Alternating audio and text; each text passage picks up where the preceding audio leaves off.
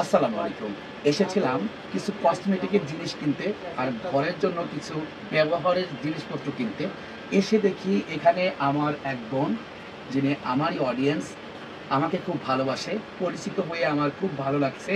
তো সেই বোনের দোকানে আসছি এখন জিনিসপত্র কিনতে। আপনারা দেখতে পাচ্ছেন। এখন আপনাদের একটু দামগুলো আমি বলার জন্য আপনার কাছ থেকে শুনে আপনাদেরকে বলবো। আপু এটার দাম কত? আমার হাতে যেটা আছে 550। আচ্ছা, আমার অডিয়েন্স যদি আমার নাম করে আপনার দোকানে আসে সেক্ষেত্রে কি কোনো ডিসকাউন্ট আছে?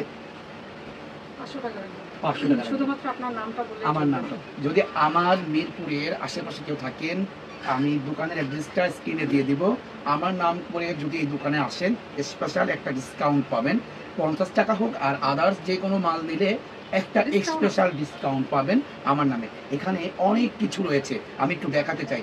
চারদিকে ঘুরে দেখাও, দোকানে অনেক কিছু আছে। আপনাদের সাজার জন্য অনেক কিছু পেয়ে যাবেন। এদিকে নিয়ে আসো, আমার দিকে দেখাও।